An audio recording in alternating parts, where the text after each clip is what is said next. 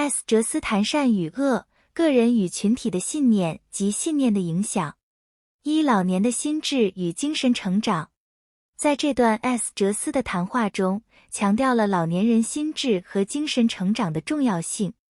S 哲思指出，年轻和年老在社会中都扮演着重要的角色，并且老年人在心智层次上可能经历一个类似青春期的经验。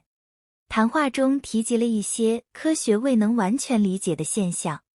当人的肉体在地球上的时间接近尾声时，心智和精神可能会加速成长。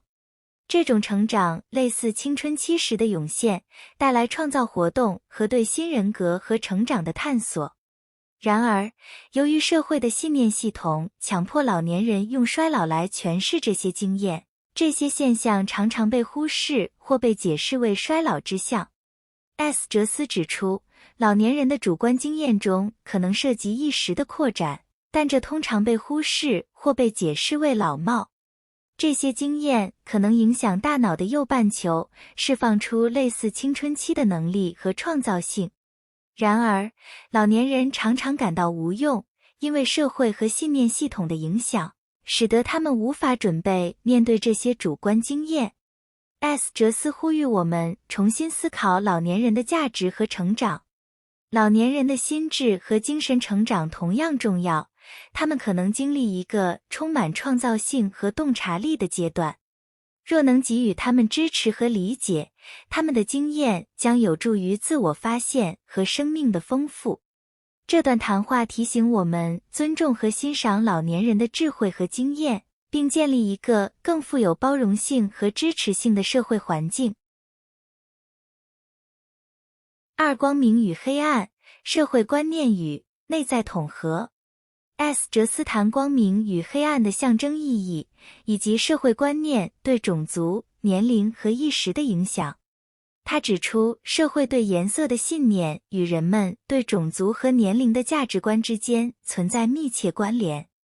S 哲思指出，将白色视为有意识、善和青春，而黑色视为无意识、老年和死亡，对于对种族和年龄的观念造成了负面影响。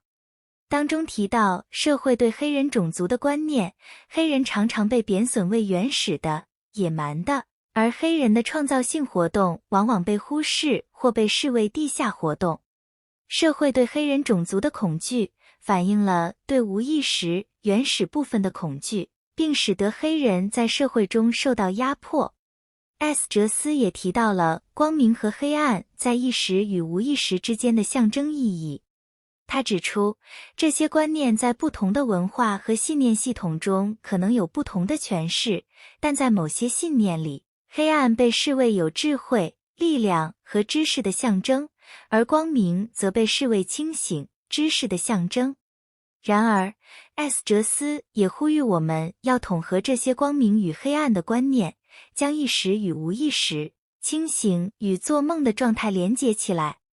他建议在睡眠和清醒之间做一些调整，以更有效地融合这些状态。融合光明与黑暗，对于个人的成长和社会的发展都具有重要意义。3、醒睡节奏与意识观念。S 哲思谈到醒睡节奏对人的意识观念和生活的影响。他强调顺应自然的醒睡模式可以使人们获得更多稳定性和活力。他建议每个人都可以找到自己的睡眠节奏，并指出8小时以上的睡眠对人而言可能并非自然和有益。S 哲思强调在意识与无意识之间融合的重要性。他认为，通过改变醒睡模式，意识和无意识的心智可以更有效地合而为一，使人们对自我和内在世界的了解更深入。他指出，无意识不应被视为黑暗或未知的可怕成分，而应被视为充满智慧和创造力的部分。进一步的， S 哲思认为，改变醒睡模式可以解除对梦境的恐惧和对死亡的焦虑。他建议透过睡眠和清醒的连接，人们可以更加觉察、有反应和理性地处理梦境，从而改变对实相本质的观念。此外，S 哲斯指出，动物根据它们自然的醒睡节奏，从两种状态中获得更多的益处，并有效地应用这些益处。同样的，人类也应该顺应自然的节奏，不过往往由于习惯而在睡眠模式上出现问题。他认为，在梦中得到的治疗资料应该被记得，而适当的睡眠可以帮助人们更好地融合意识和无意识的资料。最后 ，S 哲斯表示，透过遵从自然的醒睡节奏，人们可以建立最有益的条件，解决内在的挑战和困难，并避免出现神经病或精神病。他强调醒睡节奏像是一个连接者和诠释者，在意识和无意识之间自由流动资料，帮助人们达到身心的和谐。4. 梦境、睡眠模式和意识的关联性。S 哲斯对心灵能量和信念的诠释。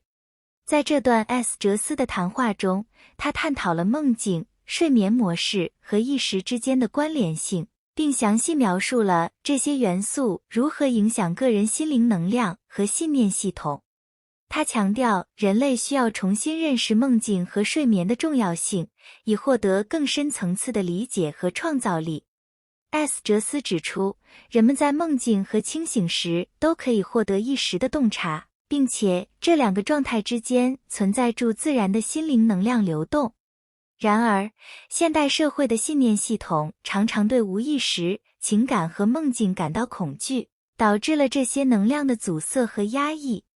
这些心理压力可能导致精神疾病或将负面情感投射到他人身上。